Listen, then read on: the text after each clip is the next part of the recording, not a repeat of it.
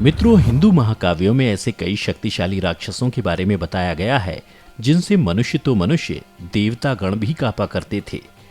लेकिन हमारे हिंदू धर्म में ऐसी कई राक्षसियां भी हुई हैं जो इतनी बलशाली थीं कि उनका वध करने के लिए स्वयं भगवान को इस सृष्टि पर अवतार लेना पड़ा। तो मित्रों, नमस्कार और स्वागत है आप सभी का एक बार फिर द डिवाइन टेल्स पर। मैंने आपको पिछली वीडियो में हिंदू महाकाव्यों में हुए 10 सबसे शक्तिशाली असुरों के बारे में बताया था और आज मैं आपको बलशाली 7 महाशक्तिशाली राक्षसियों के बारे में बताने जा रहा हूं। पूतना राक्षसी। मित्रों, आपने कभी ना कभी पूतना राक्षसी के बारे में तो सुना ही होगा। ये वही राक्षसी थी जिसे श्री कृष्ण का वध करने के लिए कंस ने गोकुल भेजा था। पूतना एक क्रूर राक्षसी थी और कंस की आज्ञा से वो गांव-गांव जाकर बच्चों का वध किया करती थी। पूतना आकाश में उड़ने में सक्षम थी, साथ ही वो इच्छा अनुसार सुंदर से सुंदर रूप भी धारण कर सकती थी। कंस के कहने पर जब पूतना बाल रूप में श्री कृष्ण का वध करने पहुंची तो उसने खुद को सुंदर स्त्री में बदल लिया। वो बाल गोपाल के पास पहुंची और उसे गोद में लेकर स्तनपान कराने लगी। पूतना के स्तन पर जहरीला विष लगा था जिससे किसी की भी मृत्यु हो सकती थी, लेकिन भगवान कृष्ण फिर भी उसका दूध पीने लगे। इस दौरान पूतना के स्तन में इतनी पीड़ा हुई कि उसकी पीड़ा से मृत्यु हो गई। जरा राक्षसी। हिंदू महाकाव्यों में आपको जरा राक्षसी का उल्लेख मिल जाएगा। ये वही जरा राक्षसी थी जिसने 2 मांस के टुकड़ों को जोड़कर नवजात बच्चे को जीवित किया था। बाद में उस बच्चे का नाम जरासंध रखा गया, जिसे महाभारत के युद्ध के दौरान भीम ने जांघों से 2 टुकड़ों में चीरकर मृत्युलोक भेजा था। तो मित्रों, इस प्राचीन कथा के अनुसार मगध के राजा बृहद्रथ की 2 पत्नियां थीं, लेकिन फिर भी राजा की कोई संतान नहीं थी।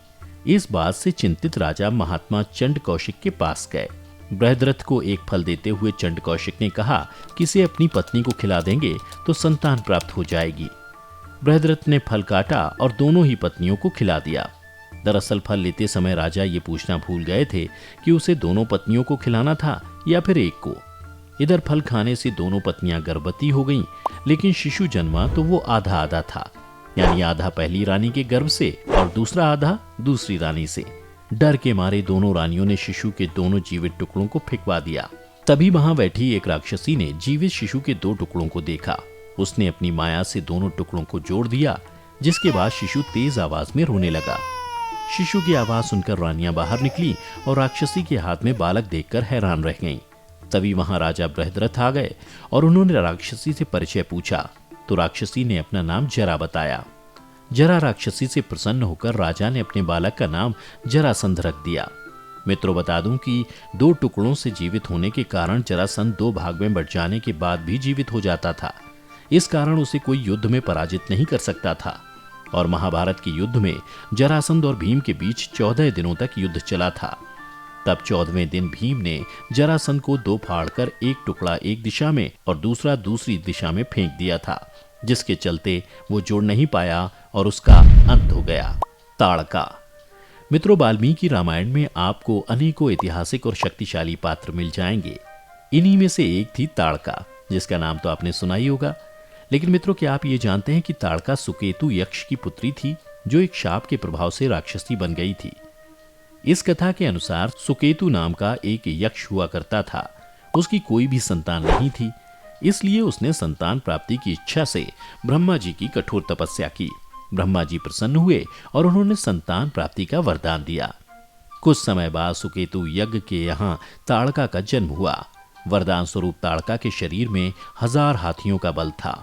तब सुकेतु यक्ष ने उसका विवाह सुंद नाम के दैत्य से किया, लेकिन विवाह के बाद ताड़का भी दैत्यों की तरह व्यवहार करने लगी।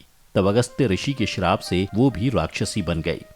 जब ये बात सुंद को पता चली तो वो अगस्त्य ऋषि को मारने पहुंचा, लेकिन ऋषि ने सुंद को ही भस्म कर दिया। ये बात जब ताड़का को पता चली तो वो अपने पति की मृत्यु का बदला लेने के लिए व्याकुल हो उठी। अपने प्राण संकट में देख अगस्त्य ऋषि ने विश्वामित्र की सहायता मांगी और फिर विश्वामित्र के शिष्यों अर्थात राम और लक्ष्मण ने मिलकर ताड़का का संहार किया। सुरसा राक्षसी। मित्रों, भगवान हनुमान ने अपने पराक्रम से कई बार भगवान राम की सहायता की थी।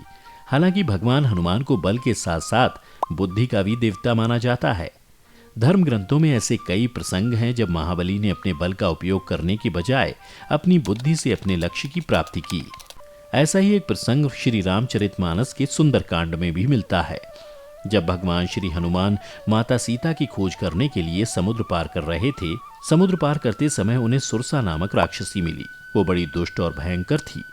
सुरसा ने भगवान हनुमान का रास्ता रोक लिया। वो भगवान को खाना चाहती थी।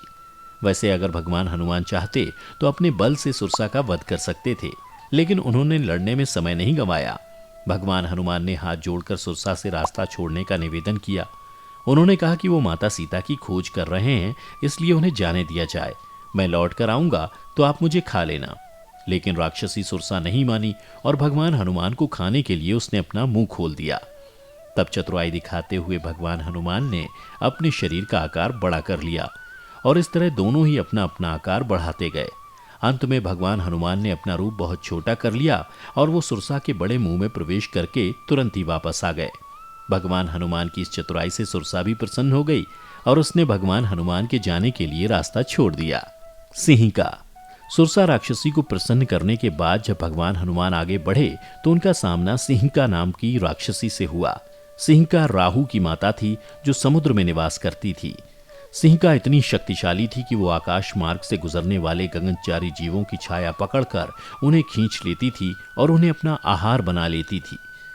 जब भगवान हनुमान समुद्र के ऊपर से उड़कर लंका जा रहे थे, तभी बीच में सिंहिका ने समुद्र से ही उनकी परछाई को पकड़ लिया। हनुमान जी ये देखकर बहुत विस्मित हुए और आगे बढ़ने का प्रयास करने लगे, लेकिन भगवान सिंहिका की पकड़ से स्वयं को छुड़ा नहीं पाए। सिंहिका राक्षसी ने हनुमान को भी पक्षियों की भांति अपना भोजन समझा और उन्हें नीचे ले आई। जैसे ही उसने हनुमान को खाने के लिए अपने मुंह में डाला, तब भगवान ने अपनी शक्ति का प्रयोग करते हुए उसके मुंह के अंदर ऊपर की ओर गदे से प्रहार किया। भगवान हनुमान ने अपने प्रभु श्री राम का नाम लेते हुए राक्षसी के मुख पर इतनी जोर से प्रहार किया कि वो उसका सिर फाड़ते हुए ऊपर से निकल गए और इस तरह सिंहिका का अंत हो गया। राक्षसी लंकी। मित्रों, रामायण में एक और बड़ी ही शक्तिशाली राक्षसी का उल्लेख मिलता है जिसका नाम लंकिनी था। राक्षसी लंकिनी लंका राज्य की सुरक्षा प्रभारी थी जो लंका नगर के प्रवेश द्वार पर पहरा देती थी। लंकिनी की आज्ञा के बिना कोई भी मनुष्य तो क्या, जीव भी लंका में प्रवेश नहीं कर सकता था, क्योंकि वो अत्यंत शक्तिशाली स्त्री थी। जब भगवान हनुमान माता सीता की खोज में लंका में प्रवेश कर रहे थे, तब उनका सामना लंकिनी से हुआ था। लेकिन मित्रों, क्या आप ये जानते हैं कि लंकिनी लंका से पहले ब्रह्मा जी के निवास की संरक्षक थी। उसके अहंकार की वजह से भगवान ब्रह्मा ने उसे राक्षस राज्य के द्वार की रक्षा करने का श्राप दे दिया था। जब लंकिनी ने क्षमा मांगी तो भगवान ब्रह्मा ने उससे ये कहा कि जब एक वानर उसे हरा देगा और ऐसा कर राक्षस वंश के संहार की शुरुआत होगी तो वो इस श्राप से मुक्त हो जाएगी। और मित्रों, इसी के चलते जब भगवान हनुमान लंका के द्वार पहुंचे तो उनका सामना लंकिनी से हुआ। लंकिनी ने जब भगवान हनुमान पर आक्रमण किया तो स्त्री का वध करना उचित नहीं समझते हुए उन्होंने लंकिनी को रोकने के लिए उस पर एक जोरदार प्रहार किया, जिससे लंकिनी अचेत हो गई और उसके मुख से रक्त बहने लगा। एक वानर द्वारा शक्तिशाली लंकिनी पर इतने जोरदार प्रहार से लंकिनी को ब्रह्मा जी के श्राप की याद आई और वो समझ गई कि ये वानर ही उसे श्राप से मुक्त करेगा। इसके बाद लंकिनी ने भगवान हनुमान से क्षमा मांगी और वो पुनः ब्रह्मलोक की ओर चली गई। हिडिंबा। मित्रों, अब बात हिडिंबा राक्षसी की जो भीम की पत्नी थी। भागवत गीता के अनुसार जब भीमसेन ने हिडिंबासुर का वध किया और सभी पांडव माता कुंती के साथ वन से जाने लगे तो हिडिंबा भी उनके पीछे पीछे चलने लगी। हिडिंबा को पीछे आता देख भीम ने उससे जाने के लिए कहा और उस पर क्रोधित भी हुए। तब युधिष्ठिर ने भीम को रोक लिया। हिडिंबा ने कुंती और युधिष्ठिर से कहा कि इन अति बलशाली भीमसेन को मैं अपना पति मान चुकी हूँ। इस स्थिति में अब ये जहां भी रहेंगे मैं भी इनके साथ ही रहूंगी। आपकी आज्ञा मिलने पर मैं इन्हें अपने साथ लेकर जाऊंगी और थोड़े ही दिनों में लौट आऊंगी। आप लोगों पर जब भी कोई परेशानी आएगी उस समय मैं तुरंत आपकी सहायता के लिए आऊंगी। हिडिंबा की बात सुनकर युधिष्ठिर ने भीमसेन को समझाया कि हिडिंबा ने तुम्हें अपना पति माना है, इसलिए तुम भी इसके साथ पत्नी जैसा ही व्यवहार करो, ये धर्मानुकूल है। ऐसे में भीमसेन ने युधिष्ठिर की बात मान ली और इस प्रकार भीम और हिडिंबा का गंधर्व विवाह हो गया, जिसके बाद दोनों का पुत्र हुआ। सिर पर केश अर्थात उत्कच न होने के कारण उसका नाम घटोत्कच रखा गया। तो मित्रों, आज की इस वीडियो में इतना ही। इसके अलावा आप किस और शक्तिशाली राक्षसी के बारे में जानना चाहते हैं हमें कमेंट करके जरूर बताएं। और हाँ, वीडियो पसंद आई हो तो इसे लाइक और शेयर करना ना भूलें।